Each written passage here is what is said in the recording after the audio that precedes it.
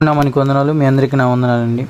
ప్రభు మనకి ఈరోజు ఇచ్చిన వాగ్దానం సామెతల గ్రంథము 3వ అధ్యాయము 23వ వచనం. అప్పుడు నీ మార్గమున నీవు సురక్షితంగా నడిచెదవు. Praise lord. ప్రభు ఈరోజు మనకు సెలవిస్తుంది ఏంటంటే మనం నడిచే మార్గంలో సురక్షితంగా నడుస్తామంట. ప్రభు స్పష్టంగా చెప్తున్నానండి. ఈరోజు మనం వెళ్ళే మార్గంలో మనకు తోడుగా ఉంటున్నాను అంటున్నాడు. కీర్తనలో కూడా దేవుడు ఒక మాట అంటాడు, నీ రాకపోకలందు యెహోవా నిన్ను కాపాడును అని.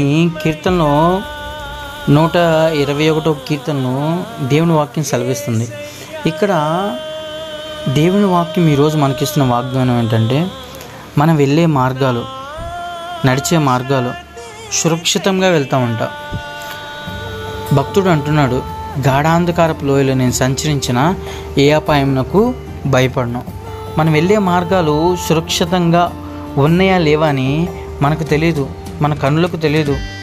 మనం ఒక మార్గంలో వెళ్తున్నాం, మనం ఆ మార్గంలో సురక్షితంగా వెళ్తున్నామా లేదా అనేది మనకైతే తెలియదు. కానీ దేవుడు హృదయ రహస్యాలు ఎరిగిన దేవుడు ప్రతిదీ గమనిస్తాడు.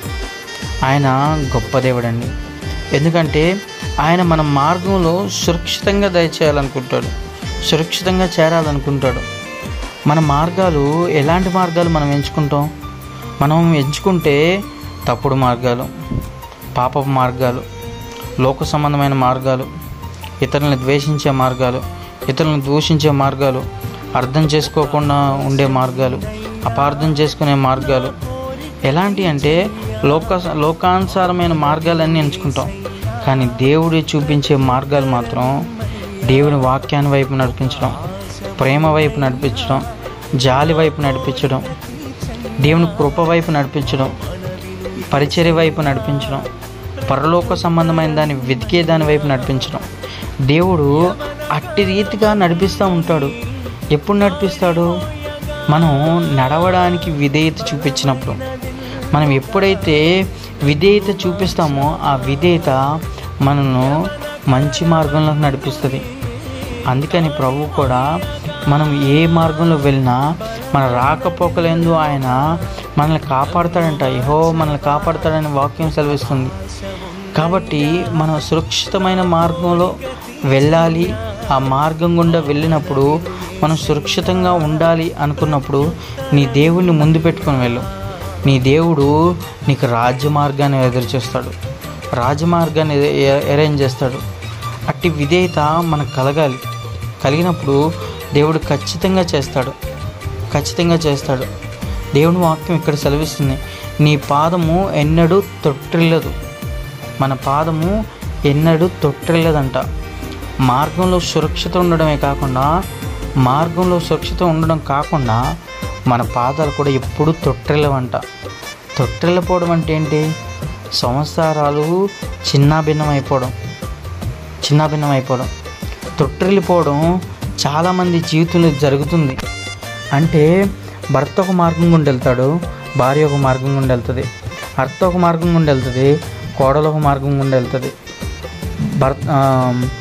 మామ ఒక మార్గం గుండా వెళ్తే భర్త ఒక మార్గం గుండా, ఇట్లా డిఫరెంట్ మార్గాల కింద మనుషులు వెళ్తూ ఉన్నారు. బిడ్డలు కూడా వాళ్ళ ఇష్టమైన మార్గంలో, లోక సంబంధమైన మార్గంలో బిడ్డలు కూడా పరిగెత్తా ఉన్నారు.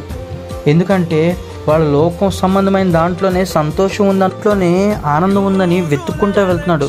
కానీ ప్రభు ఇక్కడ సెలవిస్తున్నాడు, సురక్షితమైన మార్గాన్ని నువ్వు ఎంచుకో. అప్పుడు నీ పాదం ఎన్నడూ తొట్టిల్లిపోదు. మన పాదం ఎన్నడూ తొట్టిల్లిపోదంట. తొట్టిల్లిపోకుండా ఉండాలంటే మనం ఏం చేయాలి? దేవుని మార్గం వైపు చూడాలి. దేవుని వాక్యం సెలవిస్తుంది, నేనే మార్గమును, నేనే సత్యమును, నేనే జీవమును. ఆయనే మార్గమై ఉన్న దేవుడు ఆయన నిన్ను పరలోకానికి చేరుస్తాడు. ఆయనే మార్గమై ఉన్న దేవుడు నిన్ను ఆర్థిక ఇబ్బందుల నుంచి లేవనెత్తి బంగారు వీధుల్లో ఆయన స్తుతించుకునే అవకాశం ఇస్తాడు. ఆయనే మార్గమై ఉన్న దేవుడు ఆ మార్గం గుండా వెళ్ళినప్పుడు, అసమాధాన పరిస్థితిలో మనం వెళ్తున్నప్పుడు సమాధాన ప్రాకారాన్ని ఆయన కడతాడు. ఆయనే మార్గమై ఉన్న దేవుడు. ఆయన మార్గంలో మనం వెళ్తూ ఉంటే ఆయన ఏం చేస్తాడంటే మనం ఎక్కడికి వెళ్ళినా దీవెనకరంగా మారుస్తాడు. మన పాదాలు తొట్టిల్లినోడు మనం ఎంత మాత్రము విడవబడము, మనం అవమానపరచబడము. కాబట్టి దేవుడు అట్టి విధేయత మనకి ఈరోజు దయచేయాలనుకుంటున్నాడు. కాబట్టి ఆయన అంటున్నాడు ఏమనంటే మనం తొట్టిల్లిపోకుండా చేయాలనుకుంటున్నాడు. ఆయన ఉద్దేశమే అది. మన పాదం ఎన్నడూ తొట్టిల్లిపోకూడదు అనుకుంటున్నాడు. మనం నడిచే మార్గంలో మనం ఖచ్చితంగా తొట్టిల్లిపోతాం, కానీ దేవునితో నడిచే మార్గంలో మనం తొట్టిల్లం. ఆయనే మన రక్షణకర్త యేసయ్య మనం సురక్షితమైన మార్గంలో నడిపిస్తాడు. అటు కృప దేవుడు మనందరికీ దయచేయను గాక. ప్రార్థన. ప్రేమగల తండ్రి, ఘనమైన దేవా, కృపగలిగిన దేవా, నీ మార్గము అయా సురక్షితమైన మార్గం ప్రభా. అయా అది పాదంలో తొట్టిల్ లేకుండా చేసే మార్గం ప్రభా. అయా మేమైతే ఏ మార్గాన్ని ఎంచుకుంటున్నాము ప్రభా? అయా నరకం అనే మార్గాన్ని ఎంచుకుంటున్నామా? అయా పరలోకం అనే మార్గాన్ని ఎంచుకుంటున్నామా? ఏ మార్గాన్ని ఎంచుకుంటున్నామో మమ్మల్ని మేము పరిశీలన చేసుకున్నాం దేవా. అయా ఈరోజు మేము చేస్తున్న ప్రతి పనిలో మీరు తోడుగా ఉండండి. ఈ వాక్యాన్ని చేత పట్టుకుంటున్నాం ప్రభా.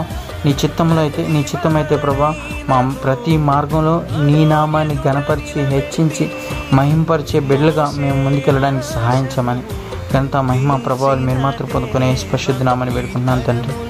ఆమేన్.